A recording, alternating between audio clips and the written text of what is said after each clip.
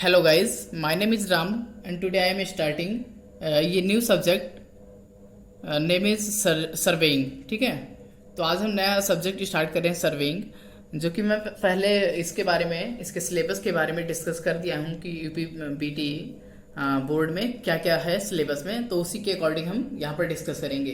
तो आज हम पहला चैप्टर स्टार्ट करने वाले हैं, जिसमें कि हमने पहले कुछ पॉइंट्स लिख दिए हैं कि आज इस चैप्टर में हम कौन कौन सा पॉइंट कवर करने वाले हैं। पहला क्या है, डिफिनीशन ऑफ सर्वेइंग। सर्वेइंग को अगर बोलें हिंदी में तो इसे कहते हैं सर्वेक्षण। सर्वेक्षण, ठीक है। तो सर्वेक्षण की परिभाषा यानी definition of surveying. Second point है प्रिंसिपल ऑफ सर्वेइंग। थर्ड है objective of surveying. Objective of surveying, ठीक है। नेक्स्ट है division and classification of surveying, यानी विभाजक और वर्गीकरण। ठीक है, विभाजन और वर्गीकरण। तो हम एक एक टॉपिक करके डिस्कस करने वाले हैं। पहला टॉपिक है मेरा डिफिनीशन ऑफ सर्वेइंग। तो ये सर्वेइंग की परिभाषा, तो लिख लिए हैं सर्वेइंग की परिभाषा, डिफिनीशन ऑफ सर्वेइंग। तो इसमें बताते हैं होता क्या है। अगर हम इसके डिफिनीशन की बात करें तो ये होता है surveying is an art. Surveying एक कला होता है फॉर डिटरमाइनिंग रिलेटिव पोजीशन, किसी पॉइंट का मीन सी लेवल से के सापेक्ष पोजीशन का पता करना। यानी डिफिनीशन देखें तो surveying is an art for determining relative position of a point, किसी पॉइंट का रिलेटिव पोजीशन पता करना। पॉइंट में be surface, below the surface and above the surface, यानी कि किसी पॉइंट का, यानी बिंदु। सर्वेइंग एक कला होता है, अगर हिंदी में बोले इसको डिफाइन करें तो सर्वेइंग एक कला होता है जिसके द्वारा बिंदुओं का एक दूसरे के सापेक्ष स्थिति ज्ञात करते हैं। ठीक है, किसी यानी कोई दो पॉइंट है उसके बीच की स्थिति ज्ञात करते हैं। ठीक है, तो यही कहलाता है हमारा सर्वेइंग। लिखेंगे इसको कैसे, इसमें हम बायलिंगुअल बोलेंगे, लेकिन ठीक है इस पर लिखेंगे हिंदी। ठीक है, तो इसमें लिखेंगे सर्वेइंग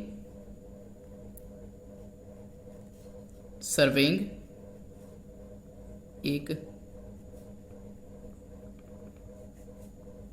कला है जिसके द्वारा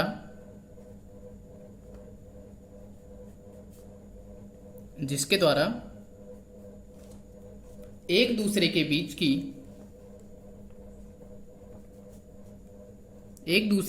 की सापेक्षिक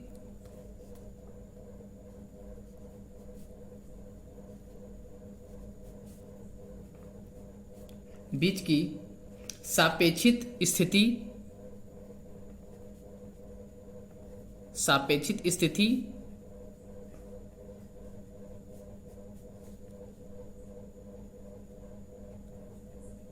ज्ञात करना ही सर्वेइंग कहलाता है। ज्ञात करना ही सर्वेइंग कहलाता है।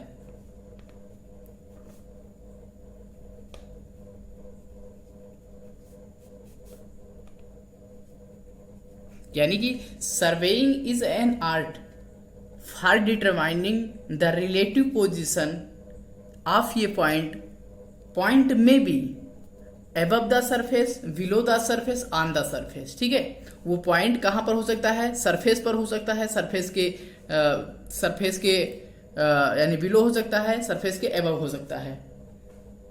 यानी अगर इसके बारे में हम देखें कि होता क्या है एग्जैक्टली है, तो किसी पॉइंट का, जैसे एक एग्जांपल ले लिए हैं कि जैसे हमको कानपुर से दिल्ली जाना है या रोड कंस्ट्रक्शन की कराना है, रोड की बात कर लेते हैं, रोड कंस्ट्रक्ट कराना है। ठीक है, तो डायरेक्ट ये देखेंगे, उसके मैप को पहले देखेंगे कि मैप एक बनाएंगे कि इसका लोकेशन क्या है, इसके आसपास क्या चीज़ें पड़ती हैं। अगर हम देखें ऐसे भी बना सकते हैं, ऐसे भी बना सकते हैं, रोड कंस्ट्रक्शन करना है ऐसे घूम के भी बना सकते हैं, लेकिन देखेंगे कौन सा इजी है। अगर देखेंगे तो ऐसे लग रहा है कि यही इजी है। अगर मान लो एक यहाँ पर नदी नाला या कुछ आ गया, ठीक है, तो फिर कौन सा, तो ये सही रहेगा। यानी कि हमको पता है कि किसी ब्रिज वगैरह को बनाना किसी रोड के कंपेयर में 2 गुने से ज़्यादा पैसा लग जाता है। ठीक है, तो हम क्या करेंगे, इसके बाद यहाँ पर है।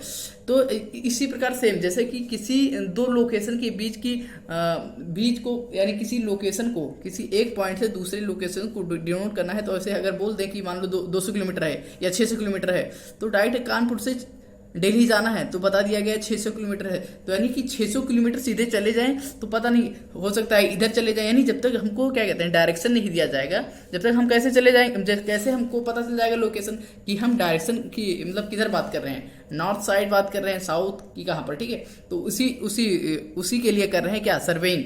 सर्वेइंग एक कला है जिसके द्वारा एक दूसरे के बीच की सापेक्षिक स्थिति का पता करना ही क्या कहलाता है, सर्वेइंग। सेकेंड हमने पॉइंट क्या देखा है, प्रिंसिपल ऑफ सर्वेइंग। तो इसमें देख लेते हैं प्रिंसिपल ऑफ सर्वेइंग होता क्या है।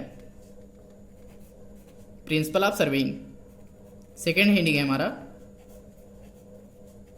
Principle of surveying.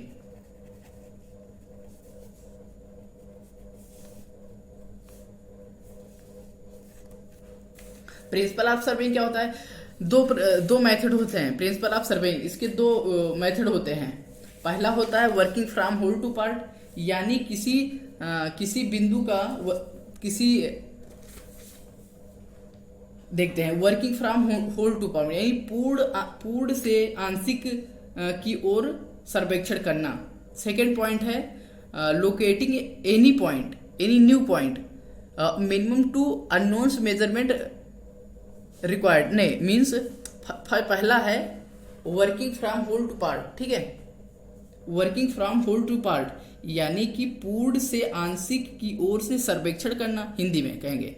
दूसरा होगा locating any new point minimum two independent measurements need, ठीक है। यानी अगर लिखें इसके बारे में तो क्या होगा, प्रिंसिपल स्थिति के सिद्धांत के बारे में, सर्वेक्षण के सिद्धांत हिंदी में लिखना हो तो लिख सकते हैं सर्वेक्षण के मूल सिद्धांत, सर्वेक्षण के मूल सिद्धांत, ठीक है। तो उसको डिफाइन करना हो तो लिखेंगे सर्वेक्षण के मूल सिद्धांत निम्न हैं। पहला होगा, लिख देंगे निम्न सिद्धांत हैं। पहला पॉइंट होगा working from whole to part, यानी पहला सिद्धांत होगा working from whole to part.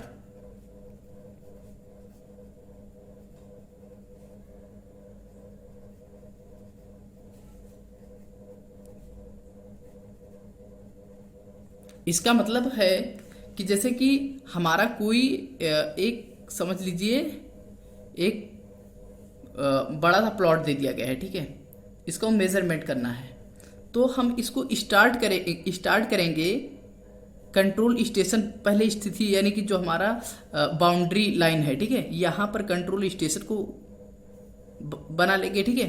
तो ये हमारा कंट्रोल स्टेशन हो गया, देखें तो उसके बाद में यानी आउटर फ्रॉम होल यानी पूरे से लेके टू पार्ट, यानी कि जो हम करने जा रहे हैं वर्क करने जा रहे हैं फ्रॉम होल टू पार्ट, मान लो पूरे को एक साथ पहले मेजर कर लिया, नहीं ये देखो कंट्रोल स्टेशन बना लिया ए बी सी डी, इसको मेजर कर लिया, ये कंट्रोल स्टेशन है, कंट्रोल स्टेशन ये है, कंट्रोल स्टेशन बी है, control station C, control D. तो यानी working from whole to part, यानी कि working from whole to part यानी कि पूर्ण से आंशिक और सर्वेक्षण करना, हिंदी में लिख लेंगे इसे पूर्ण से आंशिक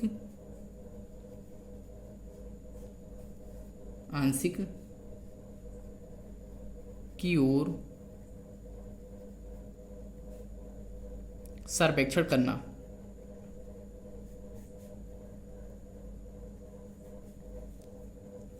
इसका मतलब यही है कि देखो अगर हम इसको पूर्ण से यानी अगर पूर्ण की से आंशिक की तरफ जा रहे हैं मेजर करते करते, तो इसका मतलब कि अगर पूर्ण में थोड़ा बहुत एरर भी आ गया होगा तो एरर अगर अंदर की तरफ मेजर करते जा रहे हैं आंशिक की तरफ, तो पूर्ण में जितना मान लो थोड़ा बहुत एरर भी होगा, तो आंशिक की तरफ कम होता निगलेक्ट हो जाएगा, यानी कि खत्म हो जाएगा जो एरर हुआ। लेकिन और सेकंड पॉइंट देखेंगे, सेकंड पॉइंट रहेगा हमारा जो प्रिंसिपल है, ये होगा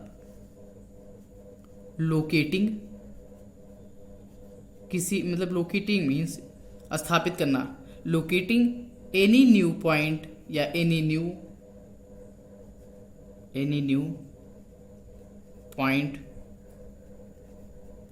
पॉइंट मिनिमम या एटलीस्ट टू इंडिपेंडेंट मेजरमेंट्स।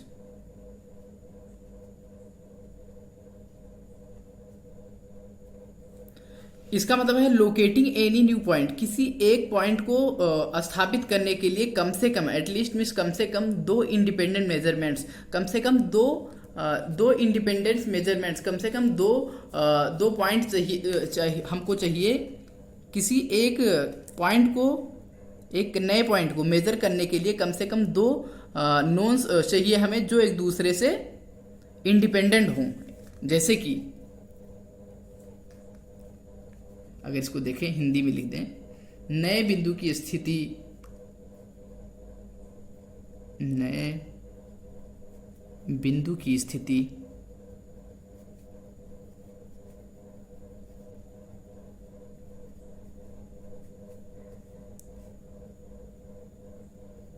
कम से कम दो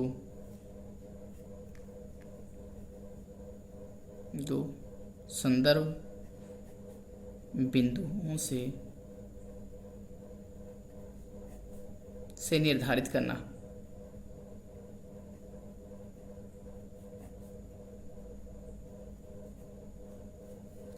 ठीक है, इसका मतलब ये है, अगर हम एग्जाम्पल लें, जैसे कि एग्जाम्पल लेते हैं, मान लो कहीं मान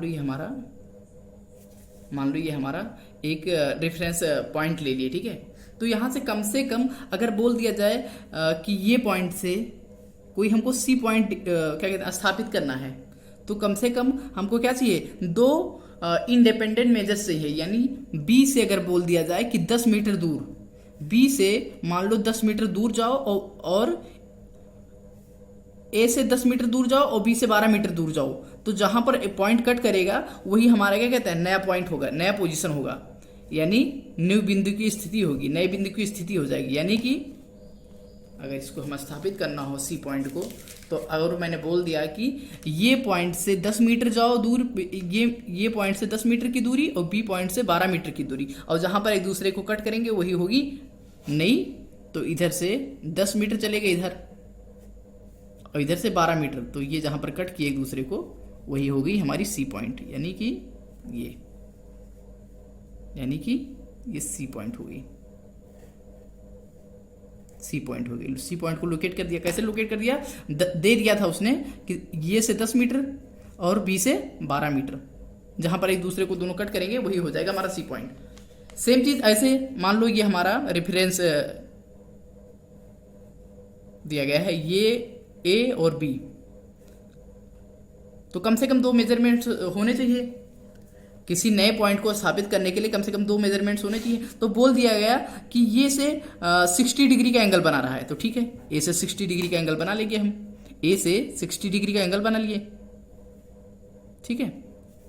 तो ये से हम 60 डिग्री का मान लो एंगल बना लिए, ये हो गया। और दूसरे में बोल दिया कि बी से मान लो 10 मीटर दूर है, तो जहां पर एक दूसरे को दोनों कट करेंगे वही हमारी सी पॉइंट हो जाएगी। तो यहां से मान लो 10 मीटर दूर बोल दिया, तो 10 मीटर ये लाइन खींच दिया, यानी कि ये हमारा एक ये नोन पॉइंट, ये नो मतलब एक इंडिपेंडेंट मेजरमेंट ये दे दिया 60 डिग्री।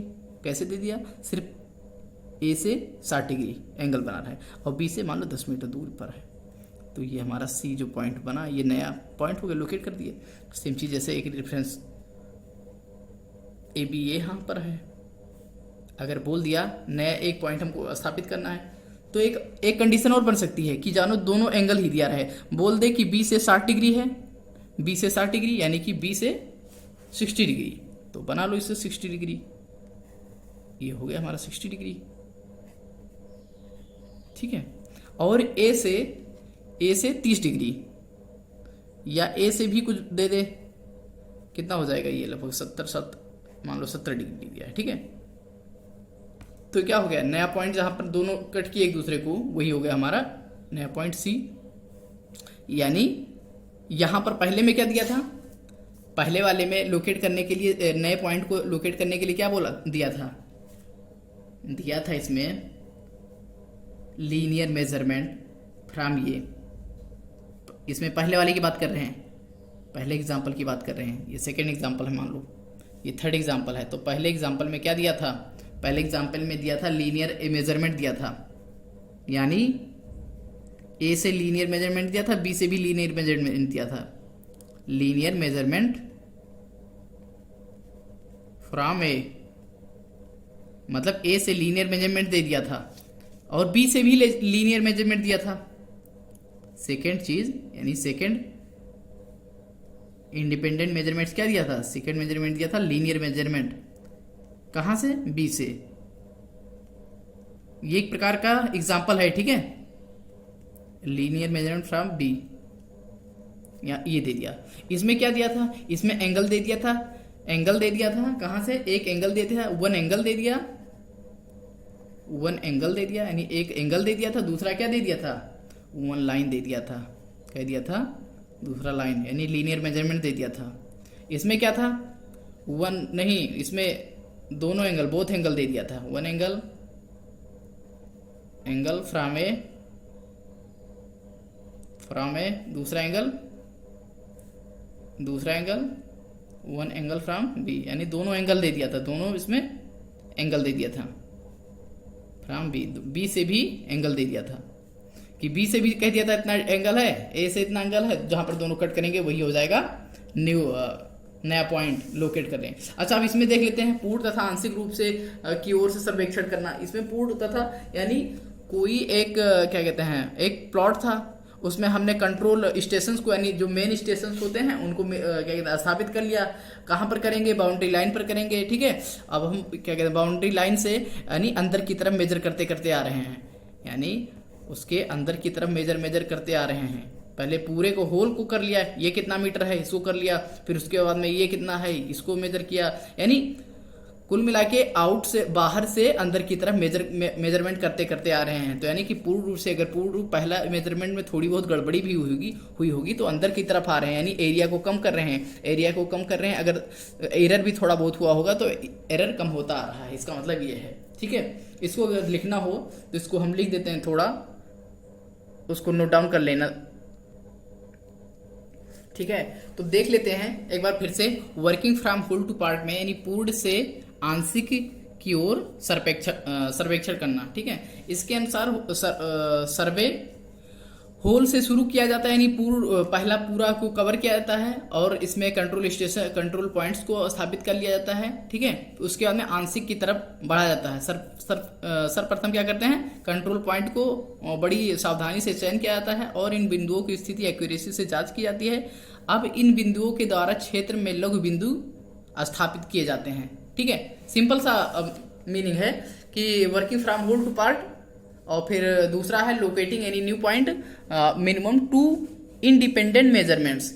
ये समझने वाली बात है। ठीक है, लोकेटिंग एनी न्यू पॉइंट, किसी नए पॉइंट को स्थापित करने के लिए मिनिमम 2 इंडिपेंडेंट मेजरमेंट्स नीड्स। ठीक है, कम से कम 2 इंडिपेंडेंट मेजरमेंट्स की जरूरत होती है। जैसे हमको ए और बी के बीच में कहीं स्थापित करना था सी पॉइंट को, तो उसे कैसे लोकेट करें, मान लिए बोल दिए कि ए से 10 मीटर जाओ और बी से 12 मीटर, जहां पर दोनों कट करें वही हो जाता है, हमारा सी पॉइंट हो गया।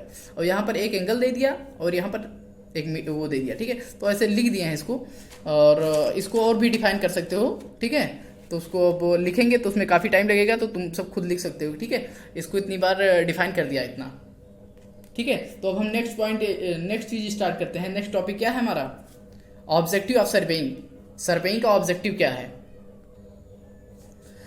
तो देखते हैं objective of surveying. Objective of surveying होता है, अब देखो ऑब्जेक्टिव का सर्वेइंग का मेन पर्पज होता है, अगर देखें तो सर्वेइंग का मेन पर्पज क्या है, उद्देश्य, सर्वेक्षण का उद्देश्य, यहाँ पर सिद्धांत लिख दिया, गलती है, उद्देश्य, ठीक है। हाँ, तो सर्वे क्या बोला अभी, सर्वेइंग का मेन पर्पज होता है मैप तैयार करना, एक ऐसा मैप तैयार करना कि जिसमें संपूर्ण बिंदु, यानी जो इम्पोर्टेंट बिंदु होती हैं, इम्पोर्टेंट पॉइंट्स होते हैं, कि जिनको निरूपित मतलब सही सही तरीके से हॉरिजेंटल नक्शे में, यानी मतलब मैप पे अच्छे से निरूपित करना कि सब कुछ क्या कहते हैं क्लियरली हमको पता चल जाए, मैप को देख के सब कुछ क्लियरली पता हो जाए, कहाँ पर, हॉरिजेंटल प्रोजेक्शन में, ठीक है।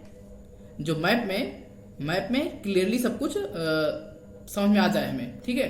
तो ऐसा क्या है, क्या तैयार करना है, मैप या प्लान तैयार करना है। पहला उद्देश्य क्या होगा हमारा, तो लिखेंगे इसमें निम्न उद्देश्य हैं, निम्न उद्देश्य हैं या निम्न पर्पस हैं। पहला होगा अगर लिखें तो टू प्रिपेयर मैप और प्लान, मैप और प्लान, पहला चीज तो हो जाएगा मैप या प्लान तैयार करना। दूसरा हो जाएगा collection of data. Collection of data means क्या क्या आ जाएगा इसमें, मीन्स जो जो इंपॉर्टेंट चीजें हैं उनको क्या कहते हैं उसमें अच्छे से सीन रहे, यानी समझ में आ जाए हमको देख के वो। कलेक्शन ऑफ डाटा यानी सब कुछ वहाँ का क्या चीजें हैं, जैसे कोई टेम्पल है, कोई रोड कहाँ पर पास हो रहा है और उसके पास में क्या है, पॉइंट्स है, जो भी चीजें हैं मीन्स हमको क्लियरली पता हो। साइट सिलेक्शन उसी से पता करेंगे कि क्या कहते हैं साइट सिलेक्शन। उसके बाद में कैलकुलेशन ऑफ अर्थ वर्क, अगर मिट्टी की खुदाई करनी पड़ेगी कि भराई करनी पड़ेगी, यानी कि कटिंग और फिलिंग। तो पहले चीज क्या होगा, लिखेंगे बिंदुओं की आकृति की क्षैतिज दूरी, लिखेंगे पहला पर्पज लिखेंगे बिंदुओं की। अगर देखें इसका अगर ऐसे देखें तो पहला क्या चीज होगा, मैप तैयार करना, मैप या प्लान तैयार करना। दूसरा पॉइंट क्या बताता है, कलेक्शन ऑफ डाटा, डाटा को कलेक्ट करना। तीसरा साइट सिलेक्शन। उसके बाद में क्या होता है, कैलकुलेशन ऑफ अर्थवर्क। अर्थवर्क में क्या होता है, अर्थवर्क में होता है कटिंग और फिलिंग यानी लेवलिंग करना, ठीक है। तो देखते लेते हैं पॉइंट्स को, एक एक को डिफाइन कर लेते हैं। बिंदु आकृति की क्षैतिज दूरी, बिंदु व आकृति की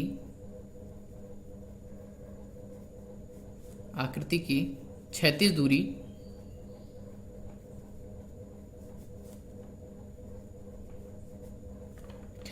तथा भूमि पटल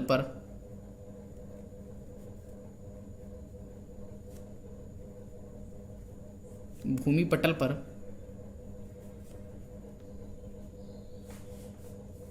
इसकी सापेक्ष स्थिति,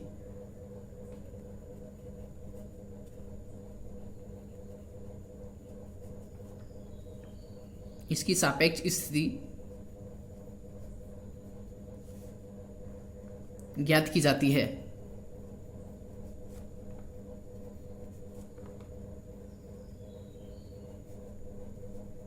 ठीक है, सेकेंड पॉइंट हो जाएगा हमारा। तो पहला पॉइंट होगा इसमें बिंदु की ऊर्ध्वाधर स्थिति या ऊर्ध्वाधर ऊंचाई को पता लगाना, ठीक है। सेकेंड पॉइंट होगा बिंदु की आकृति की क्षैतिज दूरी तथा भूमि पटल पर इसकी सापेक्ष स्थिति ज्ञात करना। रेल मार्गों, सड़कों, नहरों, सीवरों आदि कार्यों के लिए कटिंग फिलिंग का परिमाण ज्ञात करना। कटिंग फिलिंग क्या होता है, जहां पर रोड्स वगैरह मान लो ज़्यादा ऊंचाई पर हैं तो उन्हें कट करके अपने लेवल के अकॉर्डिंग जिस ग्रेडियंट का बना रहे उस लेवल के अकॉर्डिंग करना। अगर मिट्टी ज़्यादा क्या कहते हैं डाउन है, डिप है, तो उसको फिलिंग करना है, मिट्टी के द्वारा फिल करना, तो वो हो जाता है फिलिंग, यानी कि लेवलिंग कर लेना फाइनली। सड़कों, रेल मार्गों, नहरों, सीवरों आदि कार्यों के लिए कटिंग फिलिंग का परिमाण ज्ञात करना, ठीक है। बिल्डिंग तथा सिविल वर्क के लिए, यानी भवनों तथा सिविल कार्यों के लिए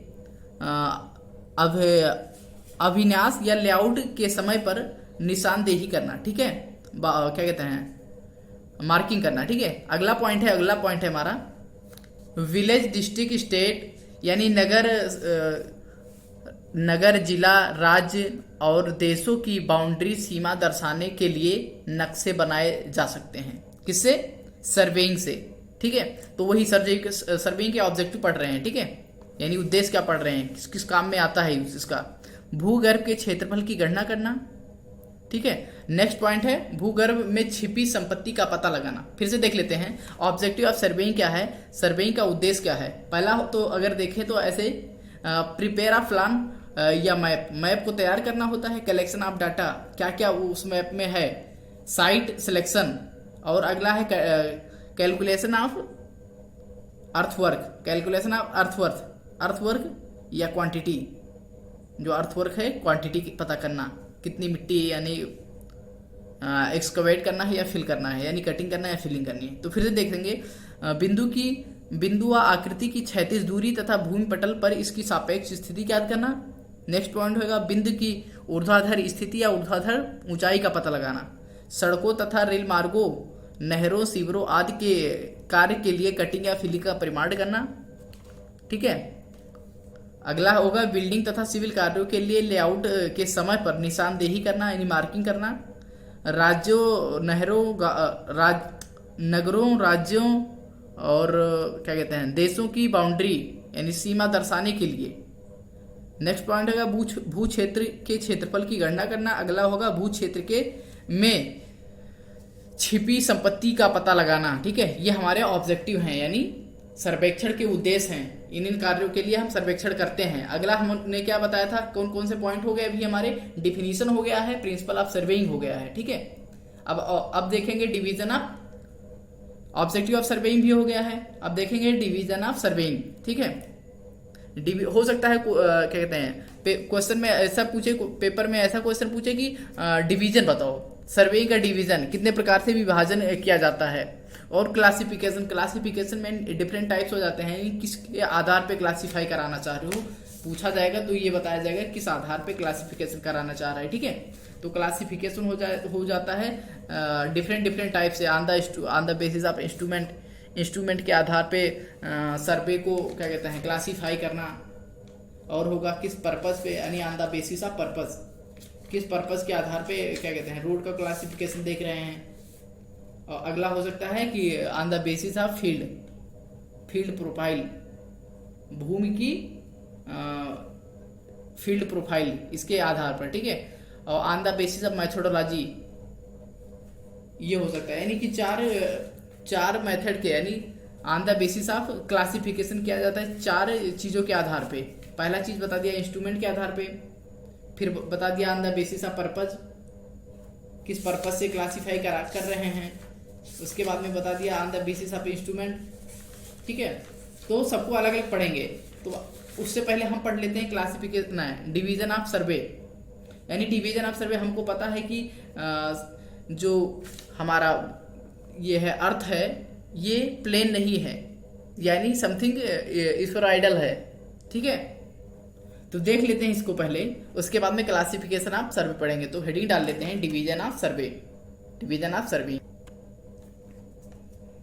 तो ये हेडिंग हमारा है डिवीजन ऑफ सर्विंग। तो इसमें पहले देख लेते हैं क्या होता क्या है, इसको पहले समझ लेते हैं। ठीक है, तो division of surveying we know that, हमको पता है कि अर्थ सरफेस जो है ये पूर्ण रूप से ये प्लेन नहीं है। ठीक है, प्लेन नहीं है तो फिर क्या है, ये हम देखते हैं कि ऑब्लेट एस्फेरॉइड है, यानी कि सरफेस इसका प्लेन नहीं है, तो यानी कुछ कर्वेचर में है। सरफेस स्फेरॉइडल है, ऑब्लेट स्फेरॉइडल है, यानी कि कुछ इसमें कर्व बन रहा है, यानी कर्वेचर बन रहा है। तो उस कर्वेचर के आधार पर इन वक्रता के आधार पर हम इसको डिवीजन करते हैं, सर्वेइंग को डिवाइड करते हैं दो भागों में। पहला है प्लेन सर्वे और दूसरा है जियोडेटिक सर्वे। ठीक है, तो देखेंगे वी नो दैट, लिखेंगे हम जानते हैं कि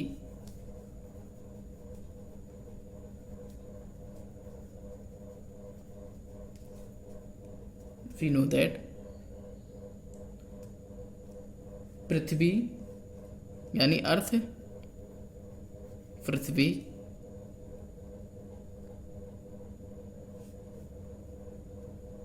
पूर्ण गोला ना होकर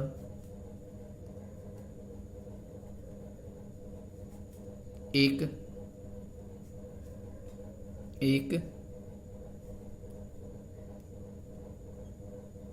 ऑबलेट स्फेरॉइडल, इसको हिंदी में बोलेंगे लघ्वच्छ गोलार्ध है।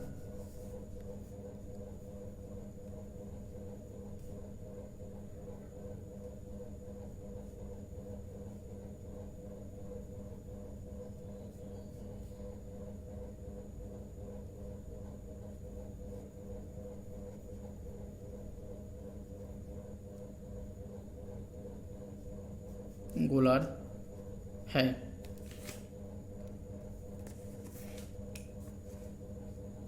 जो ध्रुवों पर एक नारंगी की भांति चपटी है, जो ध्रुवों पर चपटी है, जो ध्रुवों पे चपटी है। अतः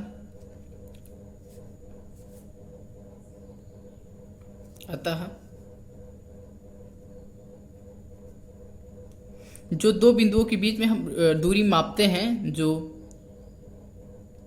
दो बिंदुओं के बीच की दूरी को मापते हैं,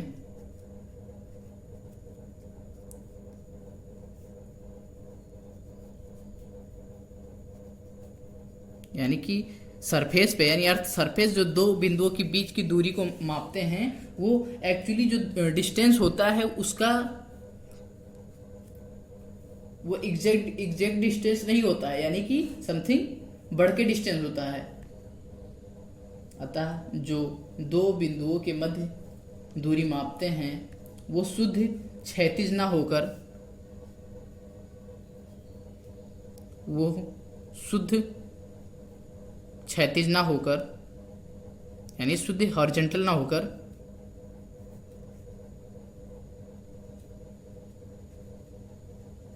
ना होकर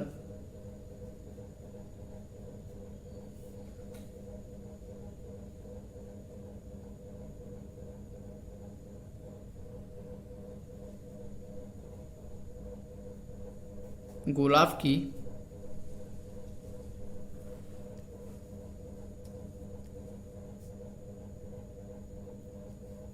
ऊपरी सतह में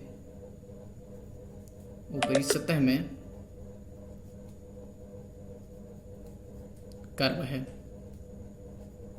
अतः according to on the basis of curve, यानी कर्व के आधार पर, इसी कर्व के आधार पर, अतः कर्व के आधार पर, यहां पर लिखेंगे नेक्स्ट लाइन में, कर्व के आधार पर, किसके कर्व? पृथ्वी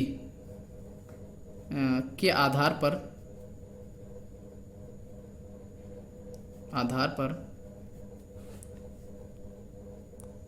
सर्वेइंग को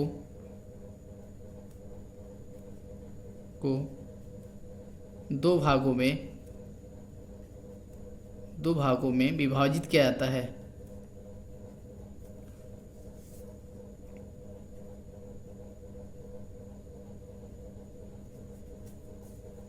है।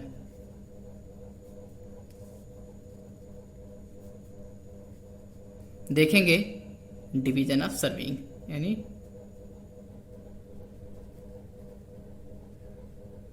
देखते हैं कौन कौन से भाग में किया जाता है, दोनों का नाम क्या है।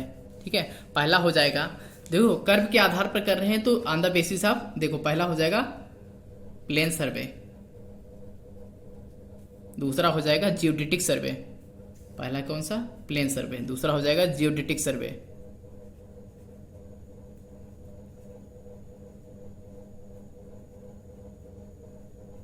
ठीक है, प्लेन सर्वे को कैसे कहते हैं? समतल सर्वेक्षण, और जियोडेटिक सर्वे को कहते हैं भू पृष्ठीय सर्वेक्षण। समतल सर्वेक्षण, दूसरा क्या हो जाएगा? भूपृष्ठीय सर्वेक्षण। ठीक है, तो पहला जियोडेटिक सर्वे, दूसरा प्लेन सर्वे। प्लेन सर्वे होता है, इसमें हम कर्व को इंक्लूड नहीं करते हैं, यानी हम कर्व नहीं, बिल्कुल प्लेन मानते हैं, प्लेन मानते हैं, ठीक है। लेकिन कई बुक्स में प्लेन मानते हैं, लेकिन कितने एरिया तक क्या कहते हैं मेजर करेंगे एज ए प्लेन सर्वे, ये होता है एक क्या कहते हैं एक वैल्यू होती है कि उसके अंडर में जो होगी वो प्लेन सर्वे होगी, उसके ऊपर जो होगी वो होगी जियोडेटिक सर्वे, ठीक है। लेकिन डिफरेंट बुक्स में अलग अलग वैल्यू दी है, ठीक है। लेकिन होता जो है प्लेन सर्वे में, किसी में 195 किलोमीटर स्क्वायर दिया है, किसी में 260 किलोमीटर स्क्वायर, ठीक है। तो इसमें मान लेते हैं कि जिसका area when area less than 195 kilometre square, जब एरिया 195 किलो स्क्वायर मीटर से कम होगा तो उसे किसमें कंसीडर करेंगे एज ए जियोडेटिक सर्वे, और जिसमें ज़्यादा होगा उसमें उसे जियोडेटिक सर्वे में कंसीडर करेंगे किलोमीटर स्क्वायर, किसमें जियोडेटिक सर्वे में, ठीक है।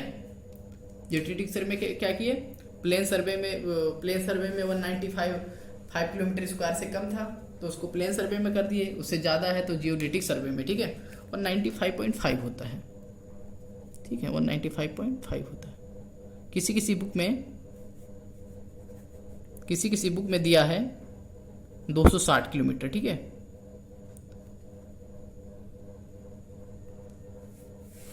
One 195.5 kilometre. अगर इसमें देखें तो ये ट्रेंगुलर शेप में होता है, कंसीडर नहीं करते हैं क्या, कर्वेचर को इसमें कंसीडर नहीं करते हैं। तो देखेंगे अगर हम डायग्राम बनाएं तो क्या बनेगा, ये होता है ये ट्रेंगुलर शेप में, एज ये ट्रेंगुलर शेप में, ठीक है। ये कैसे बनेगा, ये हमारा जैसे मैप नहीं बना होता है कि ये मैप जैसे कि मैप को देखोगे तो वो प्लेन नहीं होता है, ठीक है। इसके ऊपर ये हमारा देखें तो इससे जियोडेटिक सर्वे कहेंगे, ये जियोइड लाइन, इसे क्या कहेंगे, जियोइड लाइन किसके पैरेलल होता है, parallel to earth surface. Geoid line किसके पैरेलल होता है, parallel to earth surface, parallel to earth surface, ठीक है। पैरेलल टू अर्थ सरफेस होता है, इसमें 195.5 किलोमीटर स्क्वायर से ज़्यादा होगा तो होगा। अच्छा, तो इसमें कर्वेचर को नहीं कंसीडर करते हैं, यानी कि एक्यूरेसी कम होती है, अच्छी एक्यूरेसी लेस होती है। एक्यूरेसी की बात करें इज लेस, इसमें एक्यूरेसी इसको कर्व को भी कंसीडर करते हैं, यानी एक्यूरेसी इज मोर, एक्यूरेसी बहुत ज़्यादा होगी, ठीक है। अगला पॉइंट देखते हैं क्या होगा इसमें, plumb lines is parallel to each line, ये क्या होगा, plum lines is concentric,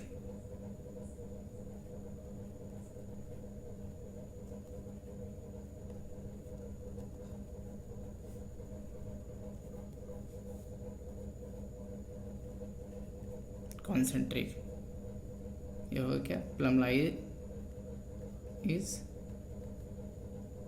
parallel to each other,